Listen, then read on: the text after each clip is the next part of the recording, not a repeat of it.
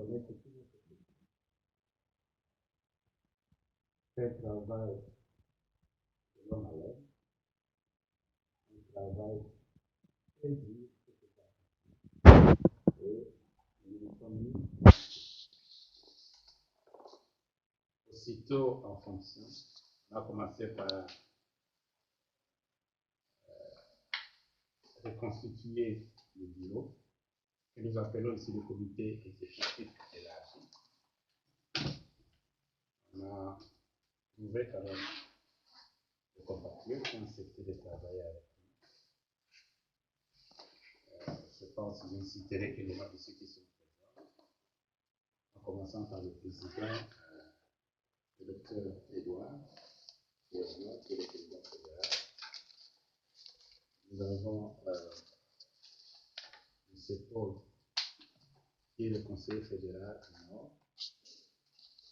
Nous avons le chargé de finances, qui est le docteur Kiro.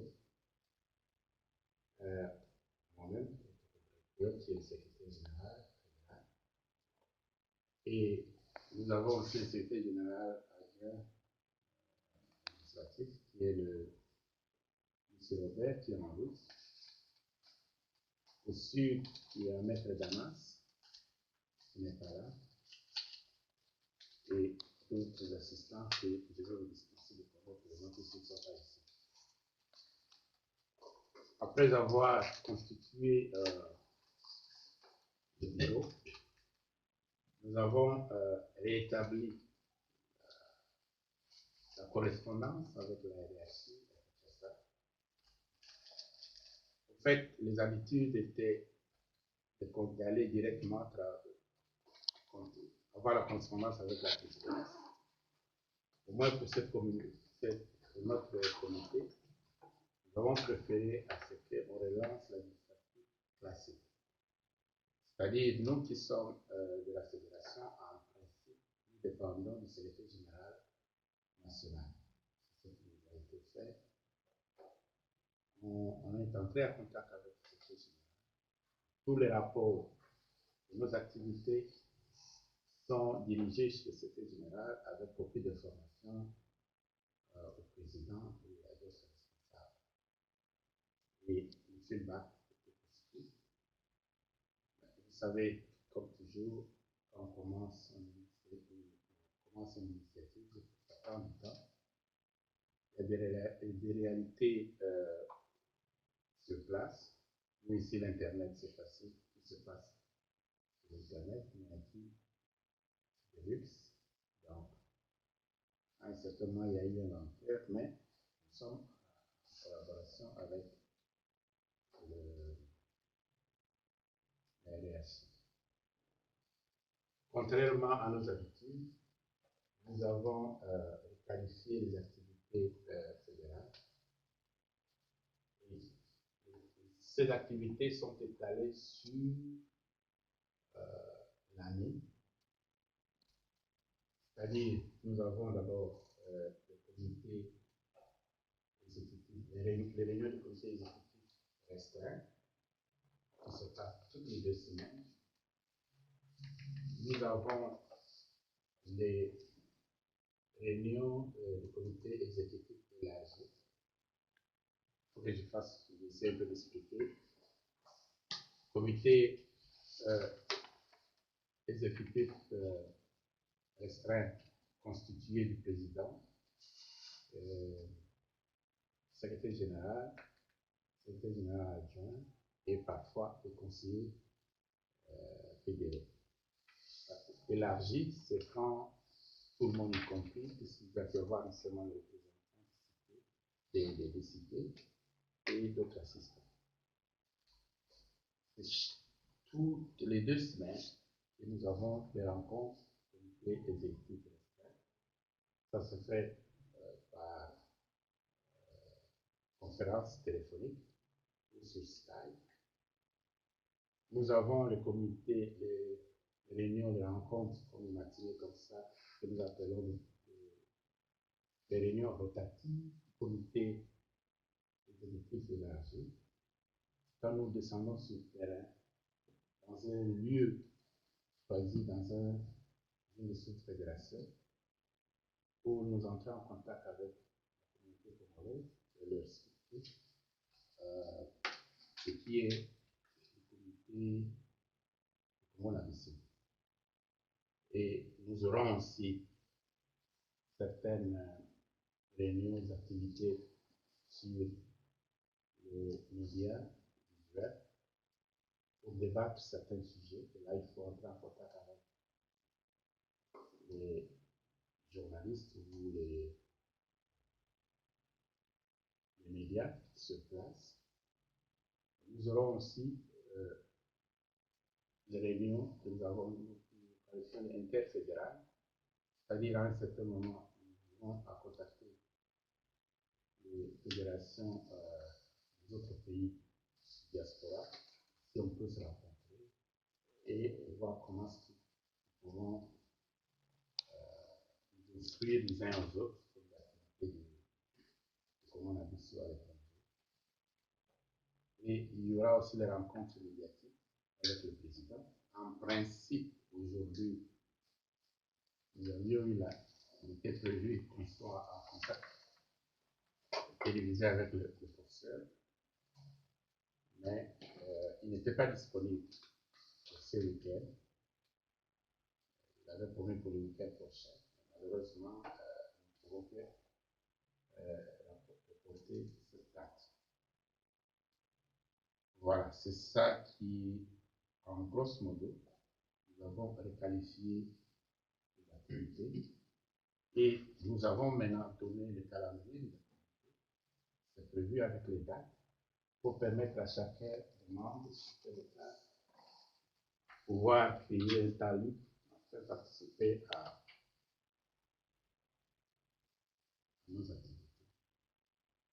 Il y a aussi le financement qui a été aussi innové. On avait, pour le cas, on avait demandé d'abord une participation participative et il y a des cotisations mensuelles. Je pense que c'est ça. Et aujourd'hui, c'est vrai, on sent que le Congo-Nabissou est bien équipé dans la communauté congolaise. Prochainement, ne soyez pas étonnés, nous irons à Glasgow. Là-bas, on a trouvé la communauté qui devrait venir aujourd'hui. Bon, indépendamment de leur volonté, des raisons de travail, et ils sont plutôt appelés à aller travailler. Il y a les amis qui sont en Irlande, ils devraient aussi venir aujourd'hui, ils sont excusés. Et les amis de Londres aussi, pour des raisons personnelles, on n'a pas pu voir de l'heure pour participer à cette émission. En soi, c'est ça, mais pour le second, mon idée de venir ici, c'est pour ça. Et, bon, je voulais expliquer nos amis. Comme je vous avais dit au départ, que Congo-Nabissou, c'est un parti peut-être spécial, exceptionnel, puisque les noms est à notre langue nationale, ce qui est réellement nouveau au Congo, bien sûr. Et pour ceux qui ont voyagé au Kenya, en Ouganda, en Zambie, il y a des partis politiques qui ont la nomination en Swahili. Et le prof, en un mot, il dit, le Congo a été géré pendant plus de 50 ans. Nous, comme on a dit, nous avons un programme qui nous permettra de gérer autrement, différent de ce qui est géré ici. En commençant par l'appellation, comme on a dit, pour nous, d'abord, c'est une interpellation. On interpelle chacun de nous. Le Congo nous appartient. Ça n'appartient pas à la communauté internationale, pas à nos voisins, mais aux Congolais. Ça, c'est une interpellation. Et c'est un cri d'alarme. Quand vous entendez quelqu'un dire celle-ci c'est ma maison, c'est-à-dire il y a un problème quelque part. Ou les voisins, ou quiconque veut. Cette cri d'alarme, c'est-à-dire nous devons protéger notre corps. Tout le monde connaît ce qui s'est passé. On est devenu un terrain envié par les voisins, l'exploitation à ciel ouvert, par ceux qui n'ont pas fait pour la population n'en bénéficie rien. Mais nous, comme on a dit, nous disons, nous devons protéger notre corps. Gérer autrement, c'est tout le monde qui le dit. La classe politique actuelle, c'est la médiocrité. La médiocrité, pourquoi? La plupart sont des intellectuels comme nous. La plupart sont ceux qui ont de l'expérience. Pourquoi Congo ne décolle pas? Non, à Congo, on a dit, c'est la gestion qui doit être changée. La gestion doit être changée par le changement d'acteurs politiques. La conscience, le respect du bien de l'État et le souci du bien-être de la population. Il est vrai que nous nous plaignons à tout moment que nos aînés ne préparent pas la relève, et chaque fois qu'il y a un parti politique ou un homme politique prominent ne vit plus de la débandade. C'est comme aujourd'hui le cas. Et on commence. Je vais commencer par un moment de silence puisque nous sommes en deuil. C'est parce qu'il y a deux raisons. Soit l'acteur politique ne veut pas, ne prépare pas la relève, ou encore ceux qui aspirent à devenir des hommes politiques ne veulent pas prendre la relève. Et surtout, on ne s'identifie pas au Congo, l'appartenance des partis politiques ont d'autres raisons d'être que la raison même d'être invisible. Quand on a un leader, je pense qu'on doit avoir le modèle de son leader et on aspire. Et pour nous, à Congo Nabiso, si nous avons accepté d'appartenir au Congo Nabiso, c'est en voyant d'abord quel type de modèle de notre leader est le professeur. Un intellectuel de surcroît, une réputation internationale, un travailleur, et surtout, il a la propriété morale. Quelqu'un qui a fait preuve de travail bien fait. Et ça a été démontré partout où il a été. J'allais oublier même enseignant à l'université. Et surtout son passage au gouvernement de Kabila. Il a apporté un changement. Et quand il a remarqué que son travail ne se sentait pas à l'aise, il travaillait normalement pour le bien de la population. Au lieu de s'enrichir comme les autres, il a préféré démissionner. Pour moi, c'est ça la raison pour laquelle, personnellement, j'ai adhéré à ce parti. Je pense que tous ceux qui vont venir, nous devons nécessairement nous comporter comme notre leader. Et les jours où il ne sera pas là, On ne va pas se poser la question qui va le remplacer. Non. Il doit y avoir quelqu'un qui parle comme lui. Il doit y avoir quelqu'un qui marche comme lui. Il doit y avoir quelqu'un qui raisonne comme lui. C'est ça le système de gestion géré au Québec. Voilà, président, regarde le peuple sur la santé de notre parti national, sur notre président et sur notre fédération. Ceux qui veulent connaître tout, comme je vous avais dit, tout est sur notre site. Et je voulais encore dire en dernier lieu, notre président est différent peut-être des autres. Il a l'email, il a le téléphone, il a le site. Pour ceux qui ont tenté à le contacter, il a toujours répondu.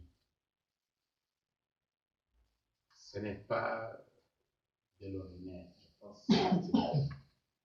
J'ai dit et je vous remercie.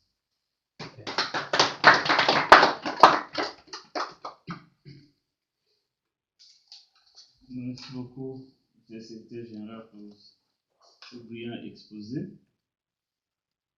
Ça va plus combien de minutes ici? 20 minutes. Hein? Ça va plus 20 minutes. Merci. Nous allons poursuivre notre programme. Enfin, tout honneur, la parole est maintenant au président fédéral qui va nous parler d'un thème à propos de notre parti. Je dis et après le président fédéral, Dr. Edouard Kaye. Merci beaucoup, monsieur le modérateur. Avant toute chose, je voudrais d'abord, par respect de nos sages et aussi parce que nous sommes en deuil, nous avons perdu un grand combattant de la démocratie. C'est pour nous un exemple de lutte des libertés. C'est pour nous une icône, une légende de la démocratie. Nous devons toujours mettre en notre mémoire ainsi que penser pour l'avenir. Je vais vous demander l'indulgence de vous mettre debout pour une minute de silence en mémoire de notre regretté docteur Etienne Tshisekedi Lumumba, qui nous a quittés il y a plus de 3 semaines.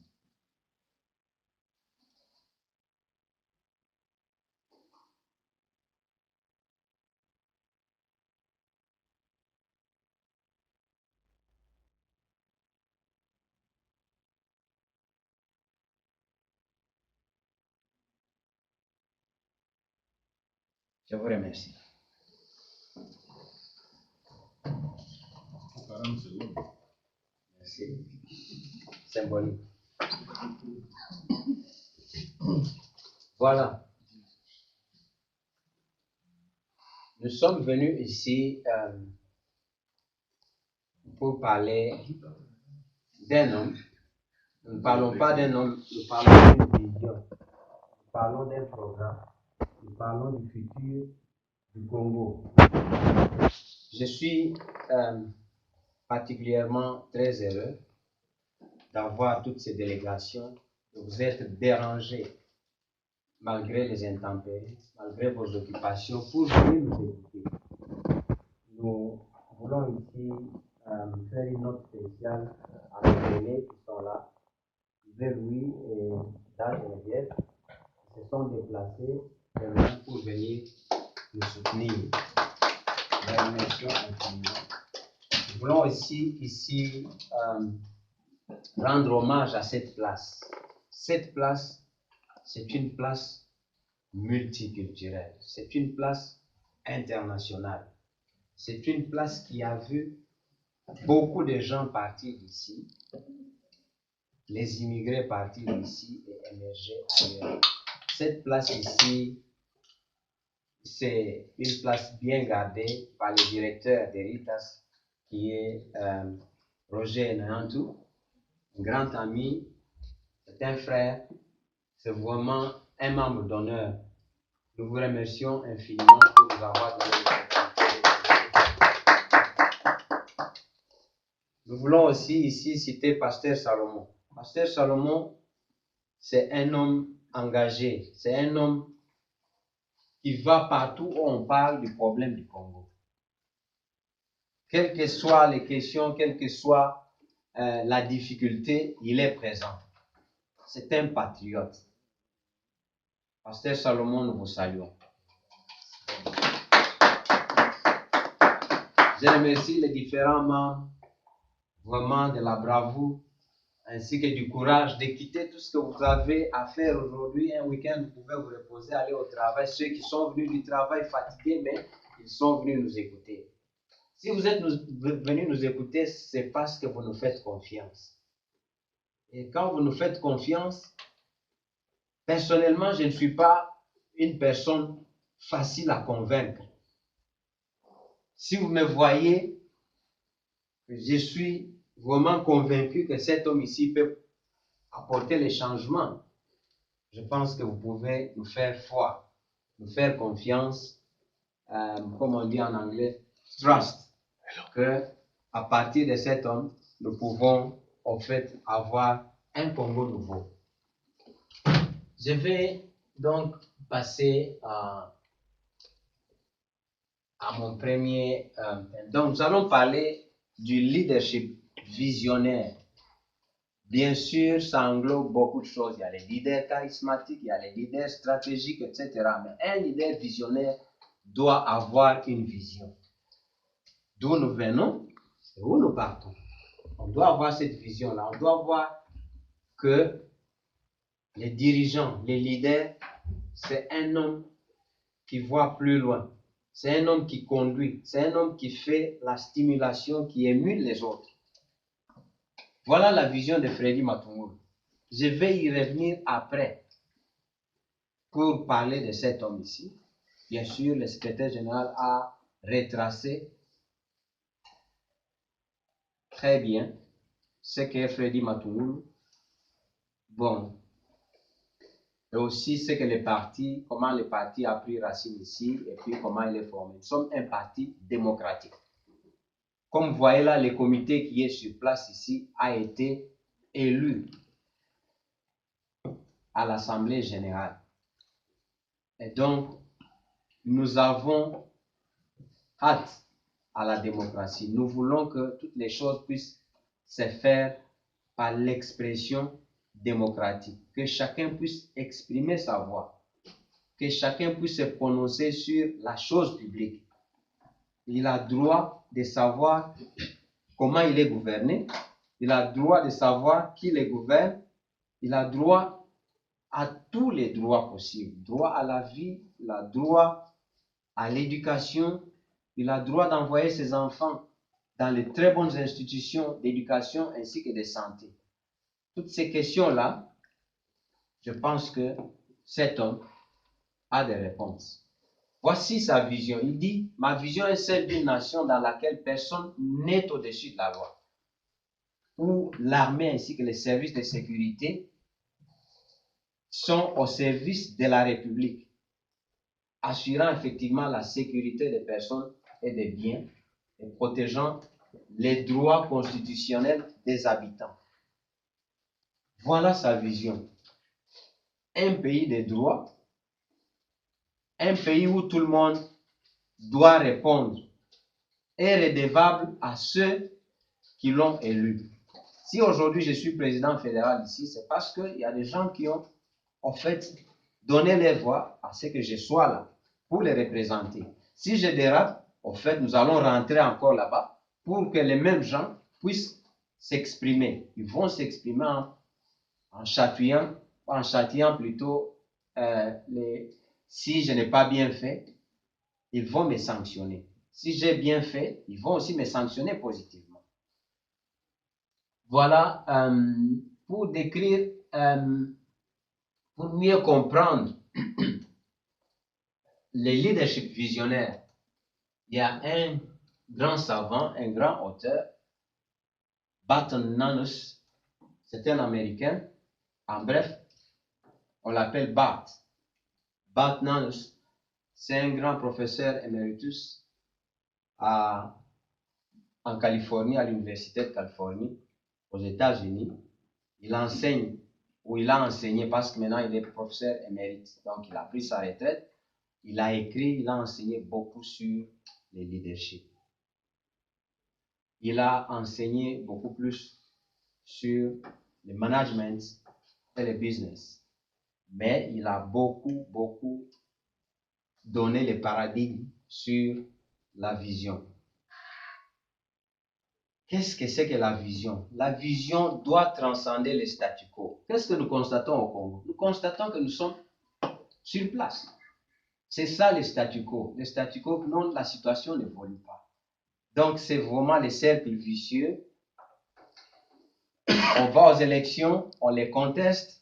Bon, ceux qui sont élus sont contestés et après, ils reviennent à la charge, ils disent qu'ils font bien pendant que la misère ne fait que s'enliser.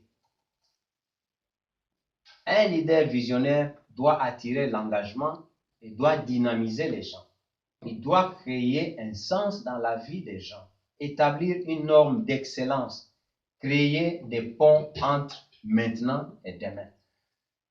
Voici la vision telle que Freddy Matungulu Muriam Ilanki, moi je l'appelle FMI. C'est transcender le statu quo. Ça veut dire aller au-delà. Depuis notre indépendance, nous sommes dans le statu quo. Il y a toujours des querelles. Il y a la dictature.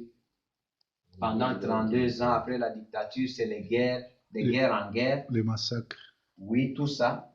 Nous voulons aller de l'avant. Il faut prendre des décisions courageuses, au-delà du fatalisme négationniste. Regardez, je vous donne un petit exemple.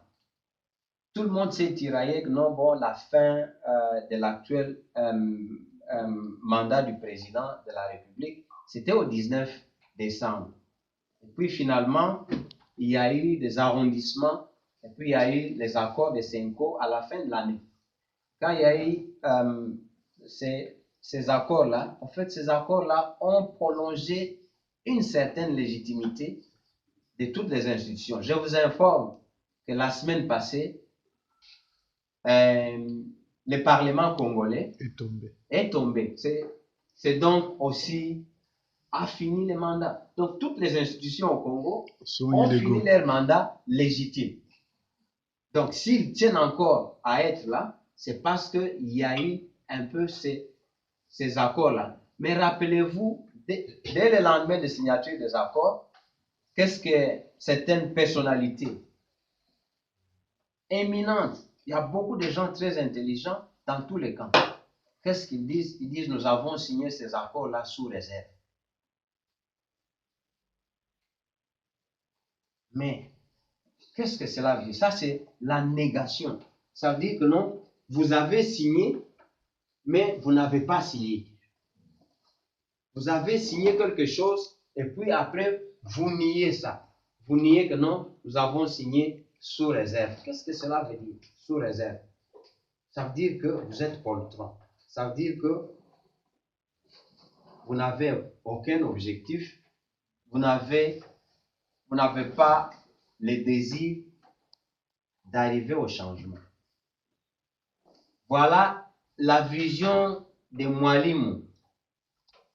Mwalimu en Swahili signifie maître. C'est un enseignant. Il est vraiment attaché aux valeurs d'enseignant. Donc, il dit mettre l'homme au centre de toutes choses. En fait, Congo Nabiso, c'est un parti humaniste avec liberté d'opinion ainsi que liberté d'expression, etc. Voilà. Pour Mwalimu, il dit tout Congolais doit être impliqué dans la conduite de la nation. Pourquoi? Nous sommes ici en Angleterre. Nous sommes au Royaume-Uni, mais pourquoi nous nous préoccupons du Congo?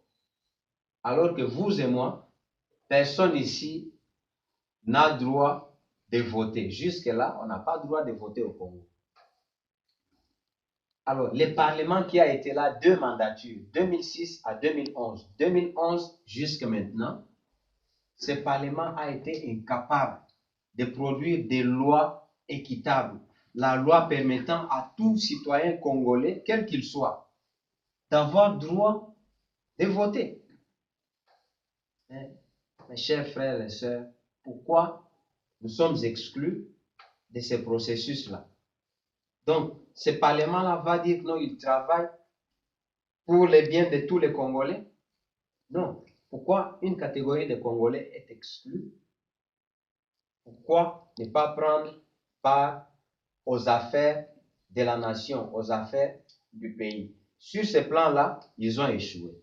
Voilà. Une société ouverte au débat, à l'opinion, à la pluralité d'idées, à la compétence, ainsi qu'au talent au service du pays. Chacun ici a un talent.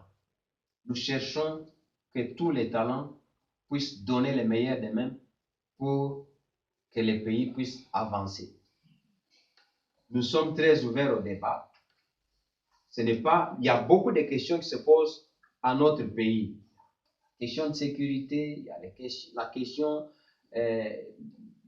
la question sur le chômage, la question sur l'éducation, la qualité de l'éducation, les questions sur la santé de la population. Je pense qu'il ne se passe pas une semaine que nos frères et sœurs au pays nous fassent un coup de fil pour dire non, votre petit-fils ici ou bien votre neveu ici est malade, on n'a pas mangé hier, il doit aller à l'école, mais je n'ai pas payé les minervales, je n'ai pas payé les frais académiques, etc. Je pense que nous envoyons toujours un peu quelque chose pour pouvoir subvenir à leurs besoins. Ça, c'est au fait le devoir régalien d'un État de droit. Un État doit savoir s'occuper de ses nationaux. C'est comme ici, quand quelqu'un tombe malade, il va aller se faire soigner parce que les contribuables donnent l'argent pour pouvoir l'aider à se faire soigner. Il n'a pas travaillé, il n'a pas du travail, il a des allocations de chômage. Donc, il a au moins quelque part où dormir. C'est parce qu'il y a une catégorie de personnes qui a travaillé, qui a contribué pour aider. Notre président croit en la solidarité entre fils et filles du pays.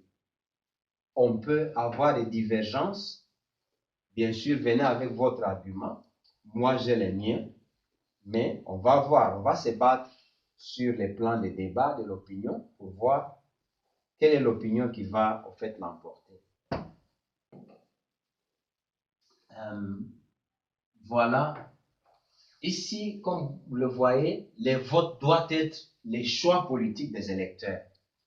Ça ne peut pas être des élections préfabriquées où, bon, je suis là parce que j'ai été voté par quelqu'un alors que vous n'avez pas été voté. Donc, les votes doivent être sincères. On va voter. Si vous voulez voter pour moi, vous votez pour moi. Si vous voulez voter pour l'opposant, vous votez pour mon adversaire. C'est lui qui gagne. C'est celui-là, au fait, que nous devons respecter tous. C'est comme ici, notre Premier ministre, il est des conservateurs, que nous le voulions ou pas. C'est celui-là qui dirige. C'est celui-là qui met en place tout ce qui a comme obligation du gouvernement pour les pays. Un seul citoyen d'un pays ne peut pas simplement être fauché et le gouvernement croise les bras, dit que non, ce n'est pas notre affaire. Ici, s'il y a un citoyen qui est tué pendant son travail, pendant sa carrière, en train de faire le service de la nation, tout le monde est solidaire pour pouvoir lui venir en aide. Mais chez nous, c'est l'inverse. Voilà. Encore ici, Batman nous dit le leader visionnaire doit donner du sens, de la direction, de la force à l'action de l'organisation, y compris les moyens. Quels sont les moyens? Les moyens, c'est en fait empowering. C'est ce qu'on dit, vous transcender, donner le pouvoir pour pouvoir faire quelque chose. Et ici, l'obligation pour les dirigeants de rendre compte au public. Ça, c'est un pilier fondamental de la nouvelle société. Quelque chose qui n'a jamais été dit dans l'ancien temps où nous voyons les dirigeants ou bien les grands leaders, ils n'ont pas ça. Que les dirigeants rendent compte à la population. Non, vous m'avez voté, bon, et puis je commence à nommer les gens, je les mets là-bas, je dirige comme je veux, et puis je dis que non, j'ai raison. Bon, la sanction des dirigeants par la population, nous l'avions dit. Les ressources publiques doivent être consacrées en priorité au développement du capital humain national et des infrastructures socio-économiques d'appui à la croissance. C'est un grand économiste. Nous avons la chance d'avoir des gens qui peuvent, en fait, nous relever sur le plan économique, donner des preuves comme il a fait quand il était ministre, des preuves et de l'intelligence, du savoir-faire, comment parvenir à sortir progressivement un pays de la misère, de la pauvreté. Ici, nous sommes toujours dans les fatalismes. Nous sommes dans les fatalismes où on croit que nous ne pouvons rien faire. Voilà. C'est ici l'inspiration, prêcher par l'exemple, motiver, engager les gens, travailler, encourager les gens, lutter pour la réalisation de sa vision. Ici, la corruption et les abus du pouvoir seront efficacement combattus. Pour donner un exemple, le professeur Matungulu était ministre d'un très grand ministère. Très, très grand ministère. C'est le ministère de l'économie, finances et budget. C'est un méga ministère qui a beaucoup de recettes. De 2001 à 2003, il a exercé avec dextérité les fonctions de ministre. Et la croissance économique a été stabilisée. En peu de temps, la confiance est revenue avec les organismes de Bretton Woods, donc le Fonds monétaire international ainsi que la Banque mondiale, qui ont commencé à donner des programmes de réajustement structurel et petit à petit à alléger la dette plutôt des pays pauvres très endettés. Donc le Congo est parmi ces pays-là. Pays très pauvres, très endettés. Donc, favoriser le développement d'un secteur privé dynamique et standard. Je vais aller ici. Il faudrait que le secteur privé soit, au fait, ait au moins une opportunité de se développer. Pas comme ce qu'on a fait avec la GECAMINE. Je ne sais pas si beaucoup de gens connaissent la GECAMINE. La GECAMINE, c'était la plus grande société minière du Congo. Elle a été démantelée sous certains dirigeants qui étaient là au Parlement, ils ont pondu les lois. La GECAMINE a été dépecée. Elle a été dépecée et en étant dépecée comme ça, elle a été donnée